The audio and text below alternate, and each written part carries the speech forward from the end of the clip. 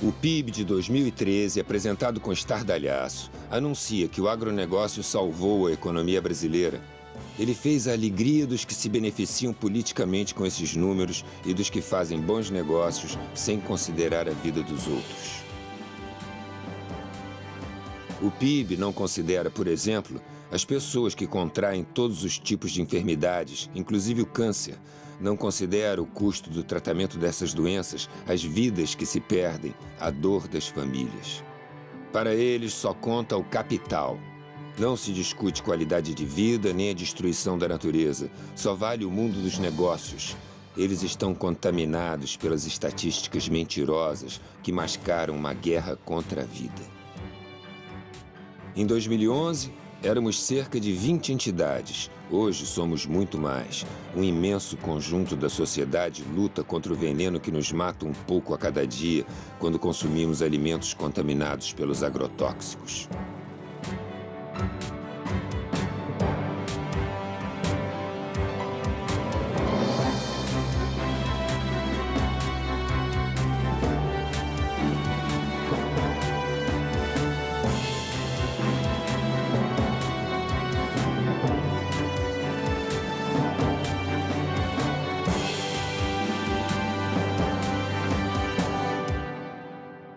Nós lutamos pela vida. Não há apenas uma forma de conhecimento válido nas sociedades, existem várias formas de conhecimento válido. A ciência moderna, de alguma maneira, obteve um monopólio do conhecimento válido, é esse que é ensinado nas universidades, que é um conhecimento que é importante, obviamente, até porque eu também sou universitário, mas não pode ser de maneira nenhuma o único conhecimento. Para o camponês, a produtividade da terra é uma sequência de ciclos. E é por isso que a terra, que este ano tem soja, ou tem milho, ou tem cana, pode ter, no próximo ano, estar de pousio. Ela está a descansar, nós também precisamos de descansar ao fim de semana, portanto, a terra descansa. E no próximo ano, continua. Portanto, esta é uma lógica de tratamento com a natureza e de relação com a natureza que assenta em conhecimentos ancestrais que devem ser cada vez mais valorizados. O que acontece é que, com a hegemonia política dos grandes latifundiários e dos grandes agroindustriais da frente agroindustrial, com os mídia que são propriedade deles ou financiados por eles, com partidos cujas campanhas são financiados por eles, eles conseguem transformar todo este conhecimento riquíssimo sobre a terra, sobre a água, sobre a atmosfera, em magia, superstição e atraso.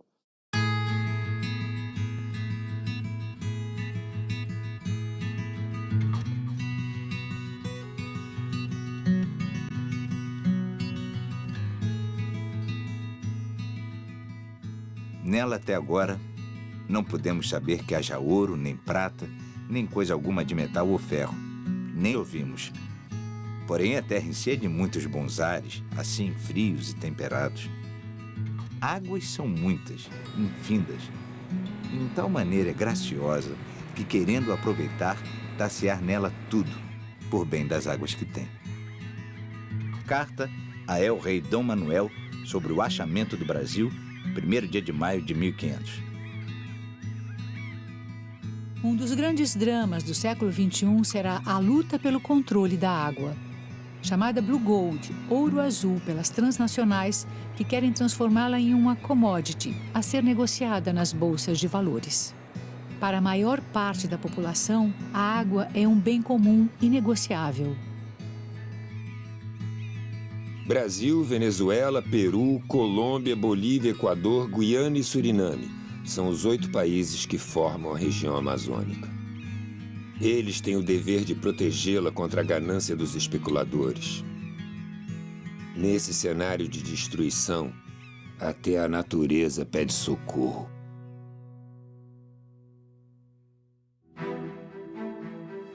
A natureza põe, o homem decompõe. As belezas existentes de uma terra viva e colorida são destroçadas por um modelo predatório de desenvolvimento. Como um guerreiro medieval munido de sua adaga, o homem incendeia o canavial destruindo as propriedades da terra. A biodiversidade da fauna e da flora é destruída para criar um enorme vazio, o futuro distanciado da qualidade da vida pela qual lutamos. Árvores centenárias são derrubadas para virar pasto, a cor desaparece e a floresta é acinzentada pela queimada. O boi nos vê como ruminantes, cúmplices impassíveis da caminhada da civilização para o matadouro. Essas imagens registram a agonia daqueles que chamamos de animais. E nós, que nos consideramos humanos, chamamos de tecnologia de ponta. Caminhamos céleres rumo à barbárie, à desumanidade e ao desemprego no campo. Nas antigas veredas, as aves fogem, os animais desaparecem, as águas secam. Onde havia vida, nasce o deserto verde. Esse é o modelo que nos propõe o agronegócio. Terra arrasada para o povo e muita grana para os ricos. Ao contrário do que predisse o profeta, o sertão não vai virar mar, nem o mar vai virar sertão. A continuar o atual modelo agrícola, o Brasil será transformado num grande deserto. As barragens submergem cidades, vidas e histórias. A placa com o nome do poeta sinaliza uma rua que existiu. O poeta promete revanche.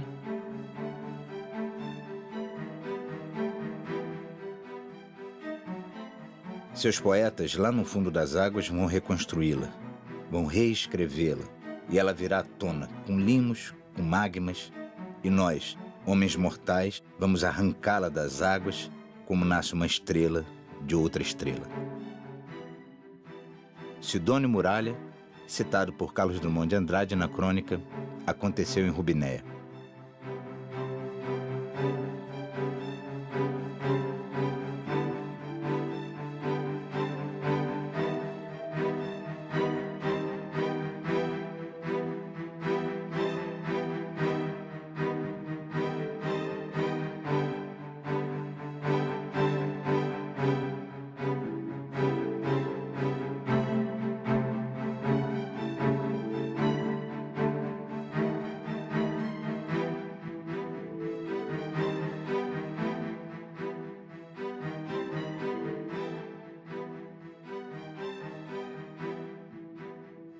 Antigamente, né, a geração anterior que a nossa, as pessoas ficavam com câncer já no final da vida, como que as células iam cansando, era mais fácil elas adoecer. Agora não, crianças com 10, 12 anos têm câncer. Industrial agriculture does not produce food, and it does not cooperate with nature. It, in fact, works on the basis of a war against nature. And all the chemicals that were invented for war against man have been moved into agriculture. The pesticides, the herbicides, Agent Orange, chemicals meant to kill people. And it is no wonder that people continue to die. A gente resolveu fazer um inventário dos casos de câncer na Chapada do Apodi. E o padre fez uma apresentação da nossa equipe e falou assim: por favor, levante a mão quem tem algum caso de câncer na família. Cara, foi assim, toim, toim. Sabe que daria uma cena fantástica? Porque quando as pessoas acabaram de levantar o braço, tinha mais da metade da igreja com o braço levantado. Por que esse alto índice de câncer no meio rural, né? Porque Rondônia, o uso de agrotóxico é largamente utilizado, não só pelo agronegócio, né, pelas grandes propriedades, mas também em pequenas propriedades e de forma desproporcional, né? Há um mito de que quanto maior a dosagem acima da recomendado, quer dizer, mais tempo, digamos, ele vai ficar com a roça, né, com a plantação livre de que eles chamam de pragas, né? que na agroecologia nós chamamos de plantas amigas, né? A Organização Mundial de Saúde conta com um instituto, o IARC, que é dedicado à pesquisa sobre câncer, né? E esse instituto, que tem uma metodologia de trabalho bastante rigorosa e até mesmo conservadora, né, reconhece pelo menos 4 tipos de agrotóxicos como cancerígenos do grupo 1A, que são aqueles comprovadamente cancerígenos. Laranja. Estimula a resistência do organismo, anti-inflamatório, previne o cansaço e reduz o estresse. Laranja cultivada com fosmete, tóxico para o sistema nervoso.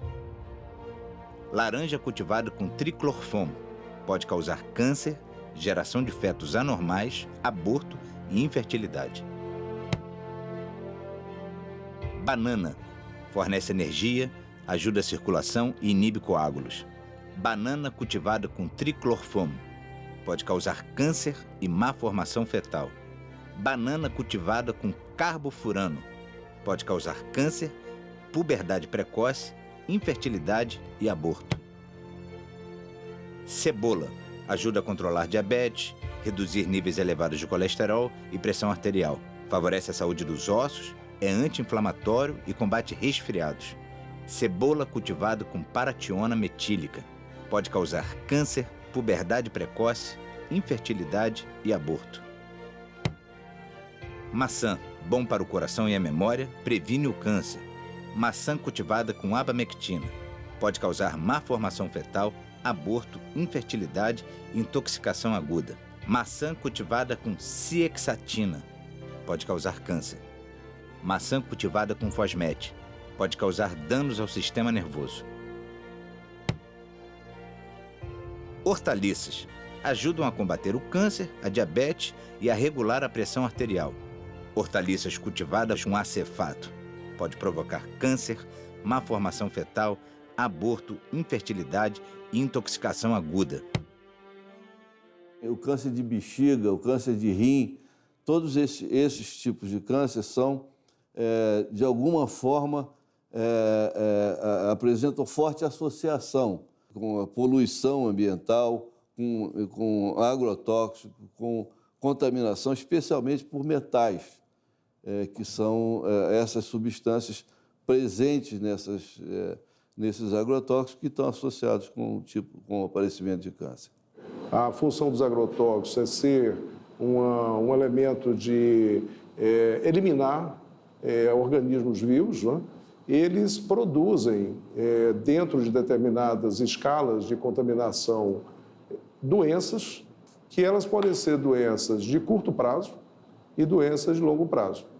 E isso significa nós estamos lidando com intoxicações agudas até várias formas de câncer que você tem colocadas aí pelo processo cumulativo, e hoje isso está extremamente disseminado do ponto de vista da população. A legislação sobre isso é um problema muito complexo, porque você tem, de um lado, a vigilância sanitária, que é um órgão ligado ao Ministério da Saúde. Do outro lado, você tem os órgãos ligados ao Ministério da Agricultura, e aí tem, objetivamente, um conflito de interesses. Quer dizer, além da questão científica, quer dizer, nem sempre essas decisões governamentais são tomadas com base científica. Elas são tomadas com base em interesses econômicos também.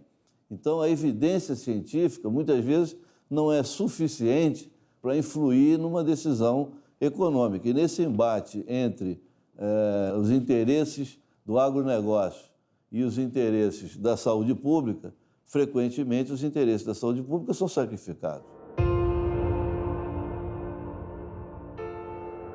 Quando eu tenho o consumo de fertilizantes, químicos, de agrotóxicos, etc., uma parte significativa da renda da terra fica com essas empresas. E há uma organização dessas empresas oligopolizada hoje. Então, há um controle desse mercado pelo capital internacional, pelo Monsanto, Syngenta, Dow, Bayer, BASF, adquirindo outras empresas menores do setor. No mundo, né? Não só no Brasil, no mundo como um todo. No ano de 2010, essas indústrias juntas tiveram um faturamento, uma receita líquida de 15 bilhões de reais. 15 bilhões de reais. Pelo menos 130 empresas fabricam agrotóxicos no Brasil. 6 delas dominam 68% do mercado.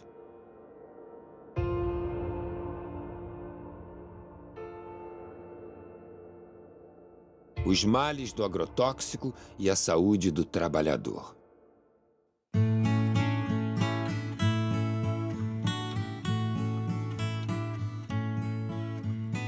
O Vale do Açu hoje é uma das regiões mais que tem a incidência de câncer no estado, né? A pesquisa chegou à conclusão de que os trabalhadores rurais bebem água lá na região de péssima qualidade, né? Em 2 locais foi encontrado água contaminada quimicamente com agrotóxicos. O índice de suicídio é altíssimo, o de câncer, o CA, então assim, é muito alto, né? E antes dessas empresas chegar, nós não sabíamos nem o que era isso. Nas frutas eu usava só a bota e o avental. Não tinha luva e não tinha máscara, então isso jorrava na minha cara. Muitas vezes. Aí eu ali fui sentindo dor de cabeça, começou tendo infecção urinária e eu tendo febre e um tremor nas minhas pernas. A doutora Fátima, ela diagnosticou isso, que eram os produtos, porque nesse caso não foi só eu, ela atendeu várias pessoas da firma, de onde eu trabalhava lá no Carpes, e por conta dessa descoberta que ela fez, ela foi tirada daqui. Eu comecei a notar que algo estava errado quando eu tive uma incidência muito alta de pessoas com sintomas psicóticos agudos. Aí que eu fui notar que essas pessoas que estavam com esse surto psicótico tinham algo em comum. Todas trabalhavam nas empresas de plantio de banana. Teve gente que ficou que nem louco. Eu fui uma. A dor de cabeça que eu senti era tão forte que eu me joguei na frente de um ônibus. Tirei esse joelho do lugar. Eu fiquei que nem doida, eu entrei em depressão, não queria ver ninguém. Eu rasguei roupa, eu jogava minhas coisas fora. E por conta disso, o engenheiro disse que eu era louca. Mas a minha loucura era as dores que eu estava sentindo. Eles, no set do consultório, eles contavam coisas, entendeu? Inominadas. Muitas vezes eu anotava em prontuário, tem tudo anotado em prontuário. A notícia que eu sei é que esses prontuários estão perdidos. Aqui nós temos uma empresa por nome Del Monte que ela pulveriza. Ela tem um avião que ela sai pulverizando. Ela vai lá para o setor, põe o produto e vem pulverizar aqui na empresa. Aí aqueles produtos ele pode cair na água, que tem um rio próximo. Inclusive, houve muita perca de peixe, de pássaro. A funcionária deles da Belmonte me procurou e me disse que, olha, doutora, a senhora fique certa de que na Belmonte tudo é feito muito legalizado. Nesse mesmo dia, por coincidência, entra um paciente na minha sala chorando, aos prantos, dizendo que tudo que era vivo na casa dele tinha morrido, só restou a mulher e os 2 filhos. Por que aconteceu isso? Ele disse, doutora, é porque eu moro na curva do avião. E quando o avião da empresa faz a curva para despejar o veneno, derrama um pedaço em cima da minha casa. Morreu tudo, não ficou nem sapo. Se você for hoje em qualquer delegacia ou superintendência, agora se chama Superintendência Federal de Agricultura, do Ministério da Agricultura, no Brasil, em nenhuma delas você vai encontrar um ato de fiscalização contra um agricultor que se envenenou. Nenhuma. Se você for no Ministério da Saúde, também não existe. A pergunta é por quê? A questão é ideológica. Se você quiser saber hoje quantos dos cânceres no Brasil têm a ver com agrotóxicos, você não consegue essa resposta nos diferentes sistemas de informação em saúde que a gente tem, né? E se você quiser buscar entre os registros de câncer qual é a ocupação dessas pessoas, você vai ter dificuldade também de encontrar o dado de ocupação, por incrível que isso pareça, né? Então, há toda uma tendência de ocultamento mesmo disso, né? Desses problemas de saúde, eles não aparecem, né? Para cada informação de que houve intoxicação que chega ao Ministério da Saúde ou à Fiocruz, a gente tem 50 casos que não são notificados. O que isso significa, né? Significa, nesse período de 99 a 2009, nesses 11 anos, foram 62 mil intoxicações por agrotóxicos no país, ou 5.600 por ano, ou 15 diárias, ou, se preferirmos, uma a cada 90 minutos. A cada 90 minutos no Brasil alguém é intoxicado.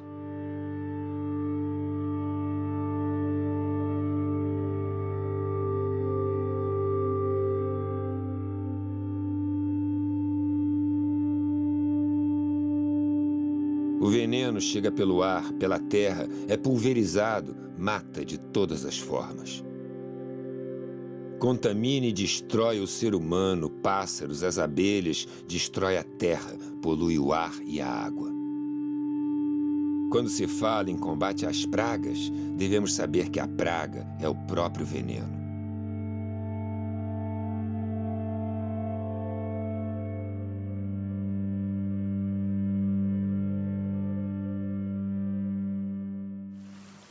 Em 3 de maio de 2013, a Escola Municipal São José do Pontal foi atingida por uma chuva de veneno Engelpleno, da Singenta, lançado sobre lavouras de milho transgênico. A quadra fica a 50 metros da escola. Muitos alunos na quadra, uns 20, 30 alunos na quadra. Tinha ônibus escolar no pátio da escola, Kombi e moto. Então, eu acredito que daria para ele ver. Até que eu achei no primeiro momento que ele passou assim para chamar a atenção. Pensei, deve estar chamando a atenção, passando para chamar a atenção em cima da escola. E durante o tempo que ele estava passando, algumas crianças pequenas, na primeira vez que ele passou, saiu correndo atrás desse avião. Todo mundo estava correndo atrás, né? Achando bonito. Tinha hora que nós pensávamos até ia cair, tanto que estava passando perto. Num desses voos, eu senti o calor do motor do avião. Passava muito baixo em cima da escola. A gente sentia aquele calor, aquele mormaço quente da aeronave por cima da gente. Umas vezes que ele passou e não desligou o lugar de jogar o veneno. Dava para ver as gotículas de veneno assim caindo em cima da gente. Aí começou a derramar veneno em nós, aí nós pegou e já começou a tossir, vontade de vomitar, coçando. Aí nós saímos foi para dentro das salas de aula. Em seguida, os alunos começaram a coçar. Coçar, tirar a camisa, coçar. E eu vi quando a professora Renata e outros professores falaram, olha, os meninos estão passando mal, os meninos estão passando mal. E aí começou aquela coisa assim, a gente começou a ficar meio desesperado.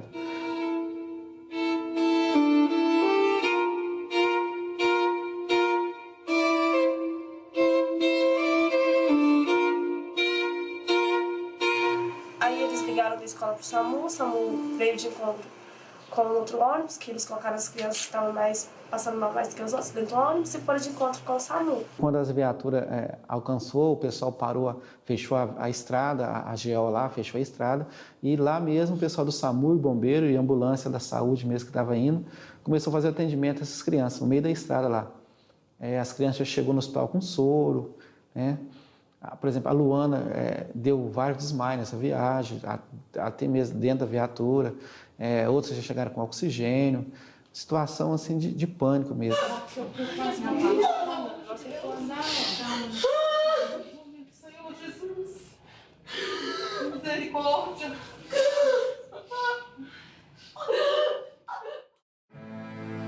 A criança paraguaia assassinada por um banho de agrotóxico. Su madre le mandó en la carnicería. Y a la vuelta de la carnicería, el señor está echando el veneno. Y ellos no respetan, echaba todo por el camino, no el sojal nomás. A la mañana, por ejemplo, se levantó Silvino y me dijo, papá, me duele demasiado mis piernas. Y yo le dije, mire. Y le dije, tu sangre ya está todo parado. Llegó a un hospital, un centro de salud, y dijo que le dijo el señor, el doctor está intoxicado, totalmente intoxicado. Bueno, y dice que llegó la 1 y para las 3 ya falleció mi hijo.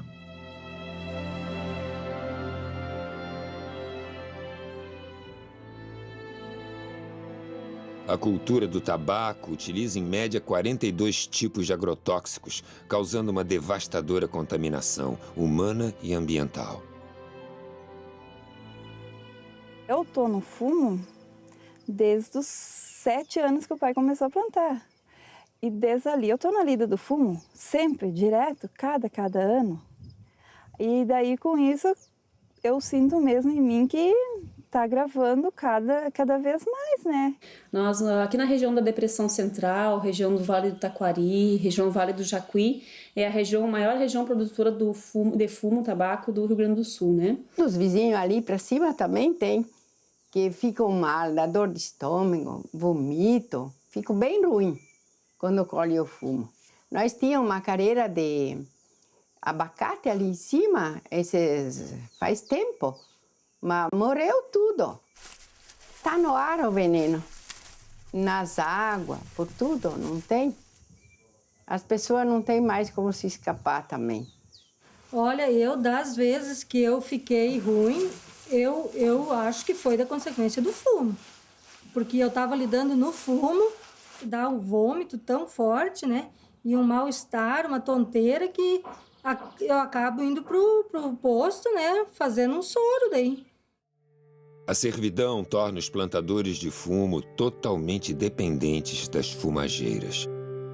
As famílias produtoras de fumo, além de todos os riscos que ela se submete em termos de saúde, ela deixa de produzir seu próprio alimento.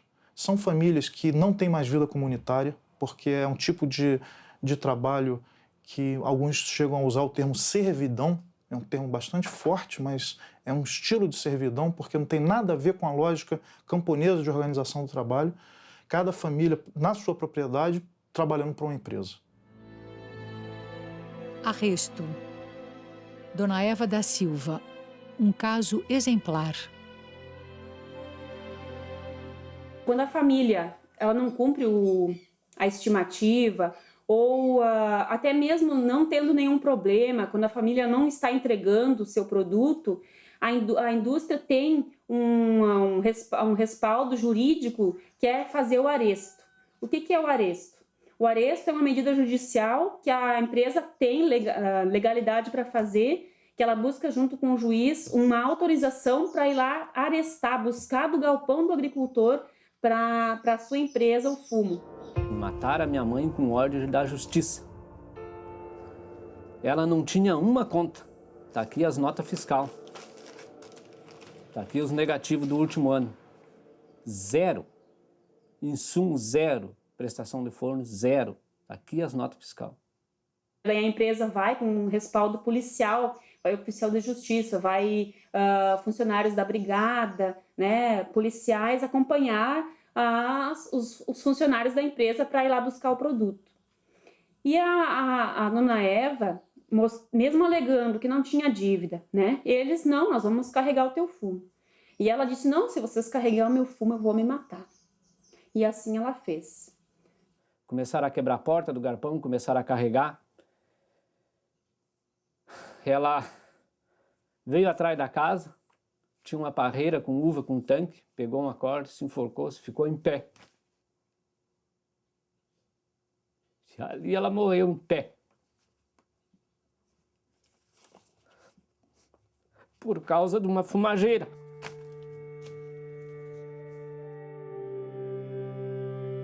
O oficial de justiça que estava acompanhando isso ligou logo para o juiz e o juiz mandou que carregassem mais rápido o fumo ainda, mostrando que qual é o valor que os plantadores de fumo têm para o nosso país. Existe uma outra forma de tratar a terra. Existe uma outra qualidade de vida para todos.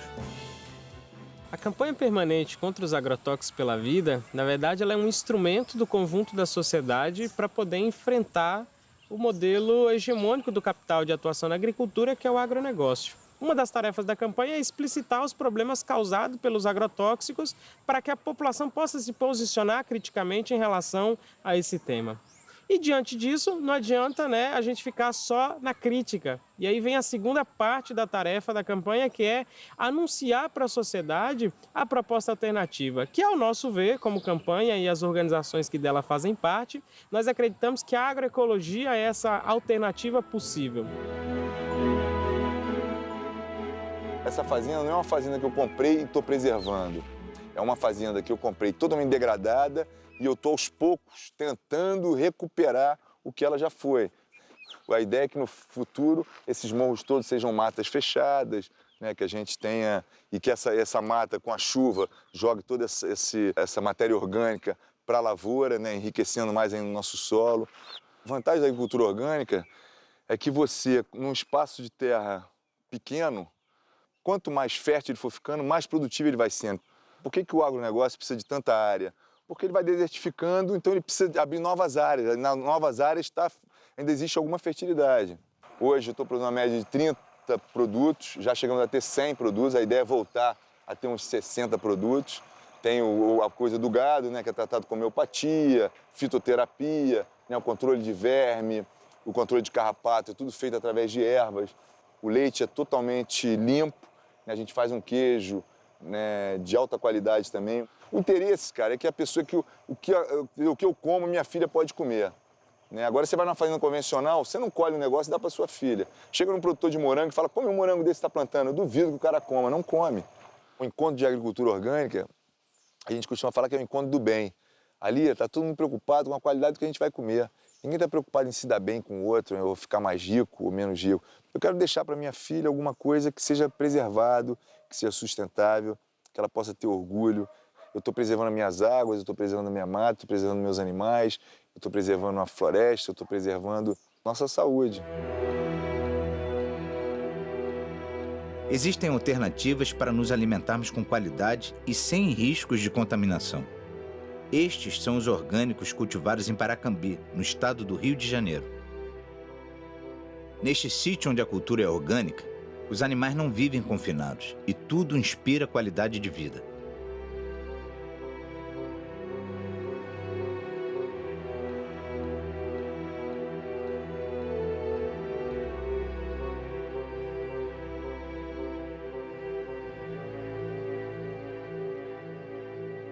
Além de não conter agrotóxicos, o alimento agroecológico também não porta em si injustiças. Ele não porta expropriação da terra, ele não porta trabalho infantil, ele não porta violência contra a mulher, ele não porta contaminação ambiental dos rios, do solo, dos açudes, contaminação das pessoas e contaminação dos alimentos. Os que ainda aguardam a terra já trabalham com agroecologia.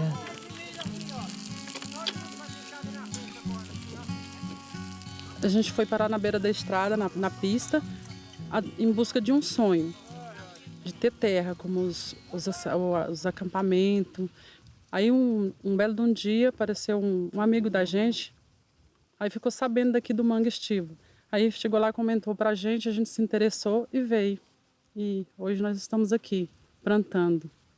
Aqui nós trabalhamos com agroecologia, né? A gente aqui não tem agrotóxico, mas infelizmente os fazendeiros que estão ao redor daqui do acampamento, e eles jogam veneno nas roças de milho deles, na soja, e automaticamente cai veneno sobre nossas plantas. Meu desejo é que o INCRA tome as providências, reparte logo a terra para nós, que é para nós poder trabalhar, criar nossos filhos e ter uma boa agricultura sem agrotóxico. Esse é o sonho de todos os que estão aqui.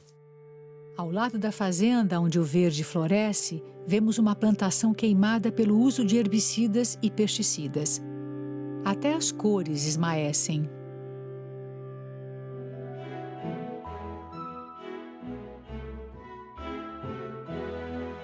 O assentamento Roseli Nunes, em Mirassol do Oeste, no Mato Grosso, desenvolve cultivos agroecológicos, mas não consegue a certificação da produção devido aos agrotóxicos aplicados na monocultura da cana e que atinge as suas hortas. Pedimos ajuda e o apoio dos órgãos públicos de todas as áreas: saúde, agricultura, meio ambiente. Nós lutamos pela agroecologia, pela produção natural do alimento.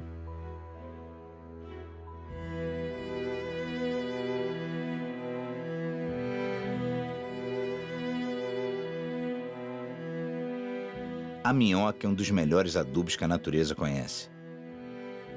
Aprendemos dentro da agroecologia de nós mesmos produzir nosso próprio semente. Então aqui vocês estão numa área de produção de frutas. A gente trabalha com plantas baixas também no meio das fruteiras, né? A gente trabalha com... A hora que acabou a produção, a gente entra com adubo verde, depois incorpora para ter o adubo nas plantas, né? E aí depois a gente volta a plantar abóbora e feijão no meio das fruteiras. Aqui é um biofertilizante, que é um adubo foliar. Ele serve como inseticida, né? Que ele tem o NIM e tem o adubo de gado cru, né? Verde. Então ele fica por 20 dias ele dá uma pressão aqui dentro e aí ele acaba para pulverizar ele. Você utiliza aí daí 2 litros desse aqui com 20 litros d'água e acaba pulverizando, para pulverizar e serve como inseticida e como adubo foliar. Aqui é o biofertilizante, que a gente usa na proporção de 1 litro para 20 litros. A composição dele, esterco de gado fresco, esterco de gado do dia, né? Capim triturado, uma rapadura, 1 litro de leite. Desse aqui, o que eu gosto desse aqui é R$1, que é uma rapadura. Porque o restante a gente tem o leite, tem o esterco, nada de agrotóxico. Você produz no seu própria propriedade, no seu próprio terreno você produz. A agrofloresta é considerada a melhor das alternativas para garantir a diversidade na agricultura. A agrofloresta é um sistema de agricultura que considera a terra um ser vivo. Todas as vidas dependem dessa vida. Se essa vida aqui está na UTI, onde é que nós estamos que dependemos dela, né? O que a gente come, o que a gente bebe, o ar que a gente respira, a roupa que se veste, tudo depende de como está a terra. Eu trabalho aqui em 1 hectare de terra, cerca de 13 mil quilos de alimento que a gente consegue produzir. É justamente em 1 hectare de terra, né? Além dessa grande diversidade de plantas que existe. Esse sistema de agricultura, a gente aprende tudo com a natureza. Se você começa a observar, você vai ter um monte de coisa, um grande aprendizado. Se você for afastar a folhagem ali e for olhar o solo, você vê uma diferença muito grande daquele solo ali para este solo aqui. Eu recebi esse lote de terra de 15 alqueires de herança do meu avô materno, quando eu tinha 15 anos. E com 15 anos eu comecei a plantar árvores aqui. Naquela ocasião não tinha nenhuma árvore nesse lugar. Então faz 30 anos que eu estou plantando árvores aqui. Quer dizer, se na natureza o que nós encontramos são florestas, então nós vamos ter que fazer agricultura dentro de floresta, né? É isso que é a agrofloresta. E nós vamos ter que, então, respeitar os ciclos de formação da floresta, né, para fazer atividade agrícola. O resultado, ele vai aparecendo, às vezes demora um pouco, tem que ter um pouco de paciência, né? Mas eu cansei de ver insetos que estavam aparentemente gerando um problema ou doenças desaparecerem do nada. Apenas eu continuei fazendo o meu trabalho de enriquecer biologicamente o lugar, aumentar a biodiversidade e trabalhando o solo e a biodiversidade ambiental. Só isso. Há um grau de artesanato na nossa atividade, mas isso não quer dizer que precise ser feito pequenininho só para o autoconsumo. Respeitando esses fundamentos, eu consigo ter uma produtividade igual ou melhor que o melhor agricultor convencional. Eu fico imaginando que boa parte dessas pessoas que estão nesses lotes irregulares, né, de área de risco e tal, eram pessoas que vieram do campo e que eram para estar em sítios como o meu, né? Aqui vocês vão ver que todas as áreas têm uma espessa proteção de biomassa, de matéria orgânica no solo. Então toda a chuva ela é retida, absorvida e levada para os reservatórios. Então toda essa chuvarada que está criando desgraça em alguns lugares, para nós só está criando benefício. É até constrangedor falar isso. Mas para nós isso é extremamente importante, porque ela está abastecendo meus mananciais, para que na época da seca eu tenha água reservada. Eu costumo dizer que se a agricultura orgânica é uma agricultura que respeita, que está em harmonia com as leis da natureza, a agrofloresta é uma radicalização desse conceito, né? E ele tem como característica produzir muitas espécies vegetais e muitos tipos de alimento simultaneamente, de modo que sempre nós teremos comida dentro de uma agrofloresta. As cooperativas agroecológicas potencializam a produção e a distribuição dos produtos orgânicos. Isso aqui é uma lavoura de arroz pré-germinado, lavoura de arroz orgânica. Para não contaminar essa nossa lavoura, nós tivemos que erguer uma estrada e deixar crescer essa vegetação, porque do outro lado tem uma lavoura de arroz convencional que usa veneno, passa veneno de avião e interfere, acaba entrando na nossa lavoura de arroz e contaminando o nosso arroz orgânico. A gente controla as ervas daninhas invasoras com a água, com a lâmina d'água. A gente trata não agride a natureza e ela também não agride o ambiente, porque nós viemos tudo de uma luta por uma conquista da terra, a socialização do uso dos recursos naturais. E, então, de nada adianta nós conquistemos esses recursos naturais, que são a terra, a natureza, a água, e nós não cuidar dela. Então, aqui a gente faz o processo do recebimento do arroz. Então, o arroz é plantado e tal e vem para cá. Aí a gente faz o recebimento, análise todo do arroz e vai para o engenho. Aí o arroz é secado, descascado, né? Daí a casca do arroz, ela vai para a cama, para ser feita camas para os suínos, né? E o farelo do arroz é feito para alimentação deles, como ração para o suíno. E daí o arroz próprio, né, vem para cá, para a sala da embalagem, onde a gente faz o processo de empacotamento, embala todo o arroz e deixa ele pronto para ir para o mercado.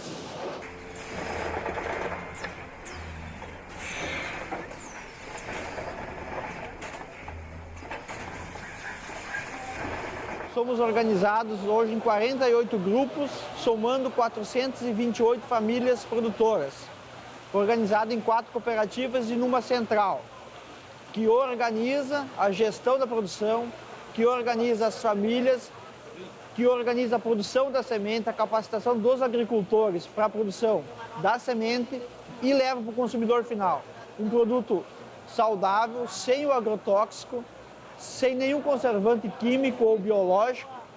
Eu acredito que é possível alimentar a população hoje produzindo orgânico em larga escala.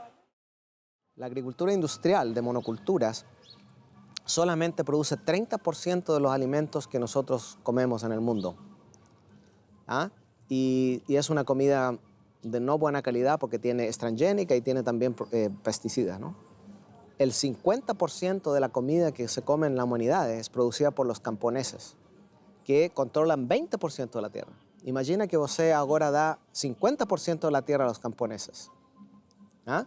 Habría alimento para todos. Alimento para o futuro, formando desde a infância.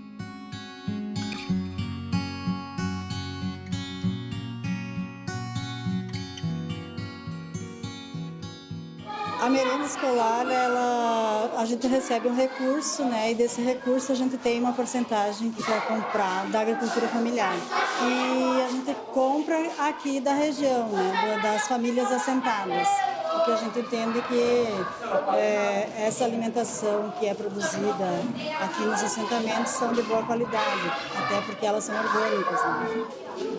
A gente também busca trazer para a realidade dos conteúdos a questão da importância da saúde alternativa, da alimentação saudável e tem uma oficina especial para a questão da agroecologia, onde a gente também produz a questão da horta, do uso eficiente da água.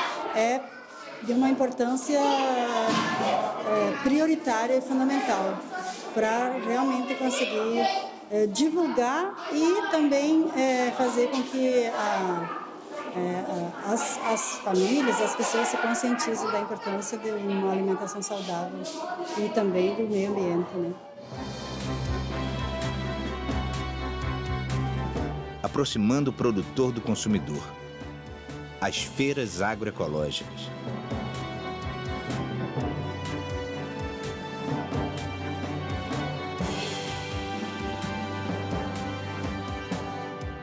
Não dá para você imaginar o avanço da agroecologia sem buscar uma maior aproximação dos agricultores com os consumidores. Isso é fundamental. As experiências agroecológicas, elas avançam mais onde você tem mercados locais que são capazes de absorver essa produção. Então, onde você tem as feiras da roça, as feiras da agricultura familiar, ou as feiras agroecológicas, que felizmente se expandiram no país nos últimos tempos, você tem um estímulo à produção agroecológica. Os agricultores se sentem estimulados a produzir porque sabem que tem os canais de comercialização direta com os consumidores. Eu estou convencido e acredito que tenho elementos suficientes para comprovar isso, e em muitos outros lugares outras pessoas pensam a mesma coisa, em que a única solução para a produção alimentar, quer dizer, e de outras coisas não necessariamente alimentares, outros produtos da agricultura, de forma sustentável vai ser através da agroecologia e em combinação com a agricultura familiar. Ele é capaz de produzir a quantidade necessária de alimentos e outros produtos com preços acessíveis e com uma qualidade de produto que o sistema convencional é incapaz de produzir. Um mito desse mercado que é impossível você produzir barato e orgânico. Isso não é verdade. É uma questão de você organizar essa produção e ter formas de escoá-la, né? As experiências têm mostrado que esse tipo de lógica de relocalizar a agricultura e o consumo, quer dizer, aproximar a produção do consumo, ela responde a esse desafio de alimentar uma população humana crescente. E hoje existem já vários documentos internacionais das Nações Unidas, da FAO, que reafirmam isso. Isso já não é um discurso vindo só dos movimentos sociais. Tem um conjunto de documentos importantíssimos no plano internacional que confirmam o papel dessas experiências e, além de confirmar, dizem mais. Se nós não mudarmos, não promovermos uma transição da agricultura na direção da agroecologia da agricultura camponesa, nós não teremos saída para os grandes dilemas alimentares e energéticos que a humanidade está se defrontando e se defrontará muito mais. Tinha um mito antigamente de que agrotóxico tornava as coisas mais baratas. E não é verdade, porque na feira orgânica onde eu vou, eu consigo comprar uma alface no preço que eu compro no supermercado. Tá? A gente tem direito de comer frutas e verduras que não têm venenos, né? Que são venenos, né? Eu acho que o principal é a conscientização de todos nós de não usar o agrotóxico e passar essa conscientização para as outras pessoas, porque infelizmente quem produziu e quem está ganhando dinheiro com isso, ele não vai querer parar de vender, né? Eu acho que essa consciência tem que partir da gente, parar de usar o agrotóxico e ser sincero com nós mesmos em querer uma vida mais saudável. E se nós não fazer isso agora, que ainda temos um tempinho, eu não sei mais para frente se a gente vai conseguir reverter isso. Os produtores das sementes crioulas fertilizam a vida lutando contra o monopólio das sementes transgênicas. Hoje, seja soja, seja o que for, que foi modificada, vem o pacote. Tu vai ter que botar o adubo, tu vai ter que botar o herbicida nela para poder produzir. Se não fizer isso, tu não colhe, porque a empresa já faz o pacote direcionado para vender. Venda a semente e vendo os insumos. Nosso papel simplesmente é produzir uma semente de qualidade para vender para o povo brasileiro.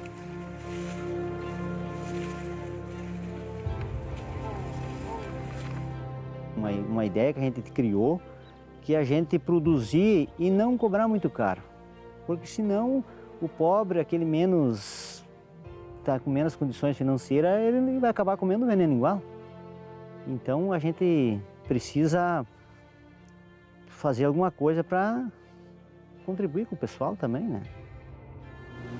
Essa aqui é a nossa câmera que a gente guarda a semente, né? Aí ela fica armazenada aqui dentro. Depois que ela é limpada, beneficiada, ajeitada, aí a gente bota nas bombas e aí traz para cá e aí tem essa identificação, ó, lote por lote, ó. A semente, ela é a independência dos povos pobres. O produtor ele é independente se ele tem terra e semente. A importância da semente crioula, da semente orgânica, da horta orgânica, ela é uma importância tão grande na vida nossa. Essa é o nosso projeto de liberdade. The power of the corporations that began as chemical companies to make war chemicals became chemical companies to sell poisons in agriculture and now control the seed. They have such a strong power. They are shaping agriculture policy. They are shaping government decision. And this is against democracy. It is a kind of dictatorship. Uma das frentes de luta neste momento nesta área é exatamente a luta pelas sementes e a luta pelas sementes camponesas e pela variedade das sementes, que, como nós sabemos, em certos continentes, nomeadamente na Índia, só para o milho havia milhares de variedades e que foram sendo destruídas pela Revolução Verde e que agora estão ainda a ser mais destruídas pelas sementes transgénicas e, portanto, com os organismos geneticamente modificados. Não são poucos no Congresso os que sabem dos riscos do agrotóxico para a saúde de todos. O problema é que a bancada ruralista está mais interessada nos negócios do que com a saúde pública. 40 mil proprietários rurais controlam 40% das terras e elegem, no mínimo, 120 deputados federais. A agricultura familiar, com 12 milhões de pessoas, elege de 10 a 12 deputados. Uma opção política.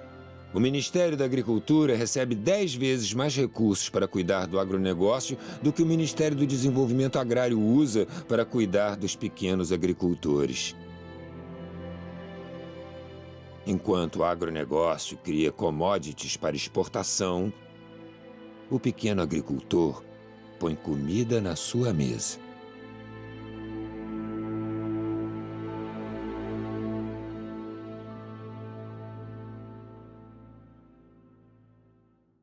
Esse modelo de desenvolvimento, ele acarreta em conflitos. Ele gera conflitos ambientais. Porque é óbvio, agricultores estão perdendo terra, indígenas e quilombolas estão lutando pela demarcação das suas terras, populações contaminadas estão lutando para mudarem e enfrentarem os agrotóxicos, os assentamentos agrários e a luta pela reforma agrária enfrenta essas forças. E nesse processo, além da violência direta, que é uma outra questão, né, relacionada aos direitos humanos, que é uma questão de saúde pública, que é extremamente relevante, como esse jogo democrático das resistências e das disputas, eles se dão. Se acusa muito e criminaliza-se muito movimentos sociais, mas não com a mesma velocidade ou com a mesma força que deveria se avaliar os poderosos economicamente e politicamente que infringem direitos humanos e que desrespeitam as populações e violentam, assassinam, ameaçam.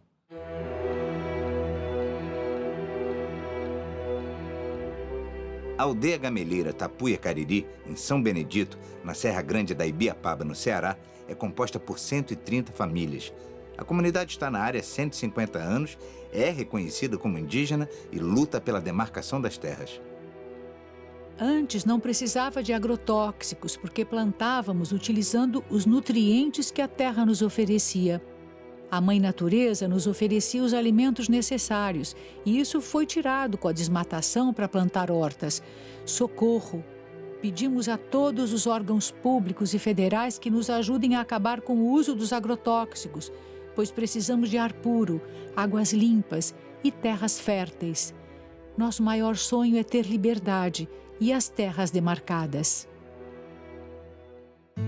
A indústria vende agrotóxicos fatais para as abelhas que polinizam a vida. As abelhas são do bem, produzem mel altamente energético e polinizam os campos, reproduzindo de forma saudável os alimentos que chegam à nossa mesa. O uso do fosfonometil, mais conhecido como glifosato, está presente em cerca de 20 marcas de herbicidas aplicados para eliminar mato. Extermina as abelhas, colocando em risco a reprodução da natureza. Há 3 anos a gente está aqui, a gente começou assim com 3 caixas, que a UPADEC distribuiu 3 caixas para cada um. Aí conforme vai indo, vai multiplicando, a gente vai multiplicando, vai pegando os enxames. Hoje tem 30 e poucas colmeias, 15 formadas e restante em formação. Aqui o pessoal tem um pensamento de dizer, todo mundo botava fogo antes, né? Aí quem cria abelha não quer fogo, né? Então ajudou muito nessa parte. Essa abelha aqui é conhecida como moça branca, breu, né? É nome popular que o pessoal fala, né? Ela é uma polinizadora muito boa, porque ela vai em quase todas as flores pequenas, assim, da mata. Melipônia é essa abelha indígena que eles falam, né? Abelha sem ferrão. E cada espécie tem, como diz, na natureza tem vários tipos de flor, né? Umas mais compridas, umas mais... Então cada espécie poliniza a flor. Esse aqui é mandaguari. É uma abelha muito boa, o mel dela é muito medicinal para pessoa que tem problema de pulmão.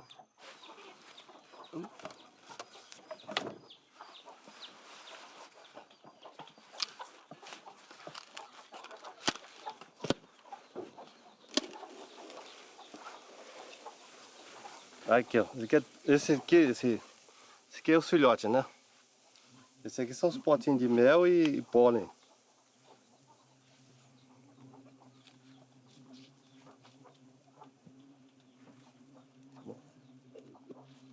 Para mim, o melhor resultado é as abelhas, melhor do que a criação de gado, do que a minhonça.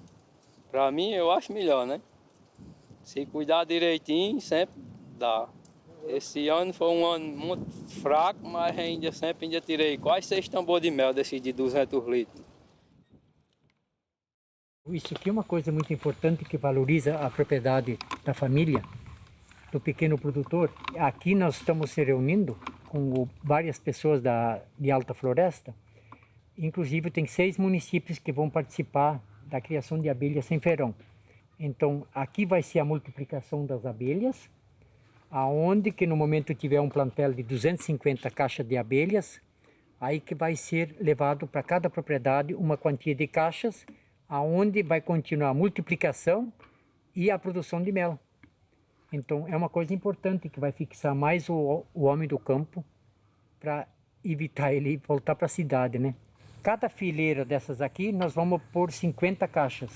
Tem 5 fileiras, então vai ter 250 colmeias aqui. Então cada família vai levar as suas 5 ou 10 caixas de abelha e vai começar a multiplicação lá e a produção de mel.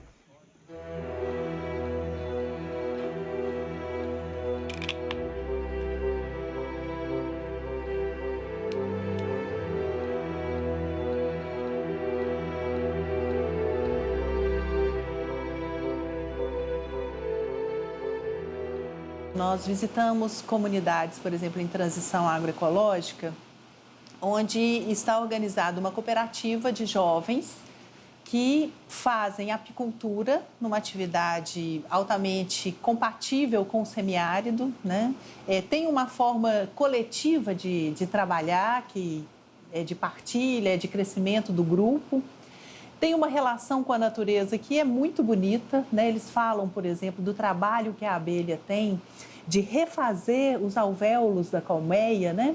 E por isso, como eles se sentem motivados a cuidar muito da colmeia quando eles vão extrair o mel, de forma que eles possam devolver de novo esses alvéolos íntegros para lá, para não dar tanto trabalho assim à abelha, levando em conta que ela já cuida tanto deles e já trabalha tanto para eles e já produz o mel, né? Quer dizer, uma outra concepção de relação com a natureza. O triste é ter que contar isso e dizer ao final que, infelizmente, essa comunidade está sendo desapropriada e removida pelo DENOX para passar o trator e oferecer mais 4.000 hectares para o agronegócio da fruticultura. No Brasil, as mães da Praça de Maio cuidam da natureza e lutam pela saúde de seus filhos. Com o projeto irrigado, não podemos entender. O que temos conquistado tem muitas páginas para ler. Aproveite o conteúdo. O poder que pode tudo é necessário rever. É tudo que possuímos, quem acompanha tem visto. Nossa luta foi contínua, sem pensar no imprevisto. É proposta incomparável deixar a vida saudável para uma vida de risco. Nós estamos vivendo diante de um dilema que é o projeto de irrigação da Chapada do Apodi, onde lá nós temos cerca de 1.000 famílias que vivem da agroecologia na sua pequena propriedade, nas suas áreas de assentamentos, e agora a presidenta Dilma em um decreto, decreta a desapropriação de 13 mil hectares. Para vocês terem uma ideia, o município de Apodi é o terceiro PIB do estado, devido a toda essa produção, todo esse trabalho. Esses agricultores hoje, com todos esses projetos, com assistência técnica, com uma renda que não se tem em outro lugar no semiárido. Sabemos da nossa luta, do dia a dia, que se nós perdemos as nossas terras, se perdemos os nossos territórios, também não só perdemos a nossa autonomia econômica, mas perdemos a soberania sobre os nossos corpos e nossas vidas. Há um projeto que está dando certo. Há pessoas trabalhando e vivendo bem. Os trabalhadores que vão para a Chapada do Apodi, levados pelo DENOC, é para ter mão de obra barata e concentrada para as empresas. Eu acho que Dilma está fazendo uma coisa que nenhum governo da ditadura militar teve coragem. Que esse projeto foi dentro da ditadura militar. A gente sabe que são muitas experiências que já está dando certo concretamente durante esses 15 anos que a gente construiu, juntamente com os movimentos, mas um projeto vem destruir tudo que a gente construiu desse ano. E o sindicato não poderia concordar com esse tipo de coisa. É entregar todas as nossas terras ao grande capital e fazer de conta que nós, trabalhadores rurais, servimos só para ser empregados. E isso a gente não concorda. Essas comunidades que estão a sofrer uma agressão extraordinária, essa agressão não é apenas nos seus meios de vida, na sua água, nas suas terras, no seu ar, obviamente, mas é também nas suas organizações.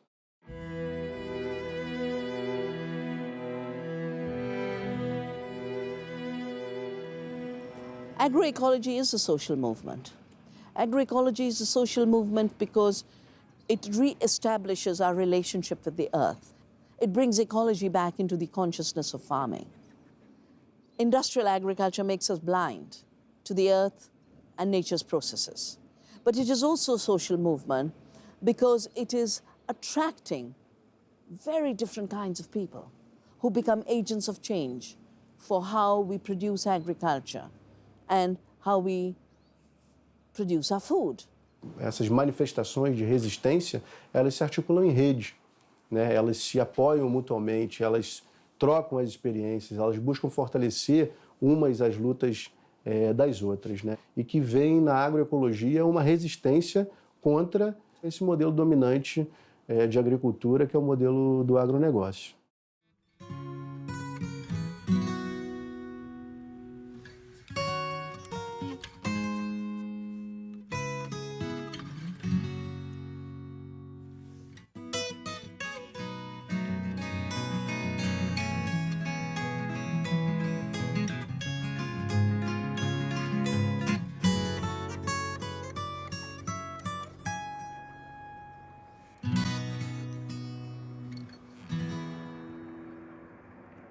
Estou aqui há 53 anos.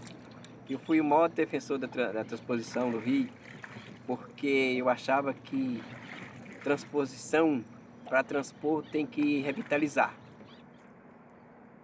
E eu tinha muita esperança de que, com a transposição, viria a revitalização.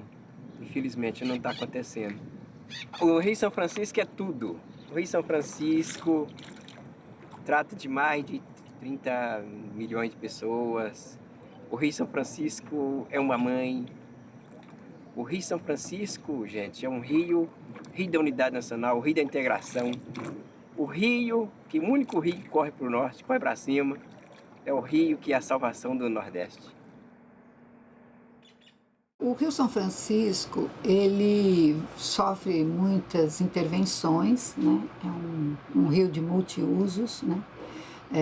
Na geração de energia, as barragens, os deslocamentos das populações.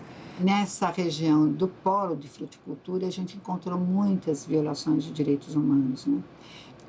Violações relacionadas à exclusão das pessoas à própria água, à exclusão das pessoas à própria acesso à energia elétrica, por paradoxo que seja, ao assoreamento do rio, a utilização de pescas, de cultivo de peixes com rações e produtos que contaminam a água, a utilização, então, pelas comunidades ribeirinhas dessas áreas de vazante do rio, né?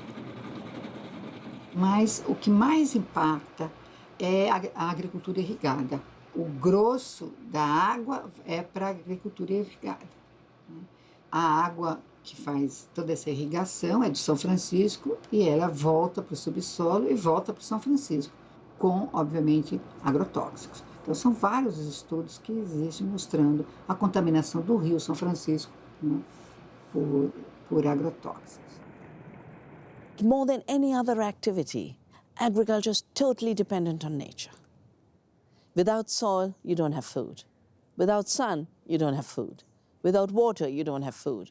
Without seed and biodiversity, you don't have food. So the foundation of agriculture is nature. We can either have a monoculture of the mind, which is a militarized dictatorship, or we can have a diversity of the mind and of the planet, which is freedom and prosperity for all. Dependendo dos rumos para onde vai o chamado complexo econômico social da saúde, ele já também condiciona e induz um modelo de desenvolvimento mais equânime, inclusivo, socialmente justo, ou um modelo de desenvolvimento perverso, iníquo e que, ao invés de produzir saúde, produz doença. It is now time to recognize that life in freedom, life in diversity, life in health, life in resilience is the ultimate creative act. And to the extent we cooperate with the earth to enhance these processes, we are all artists.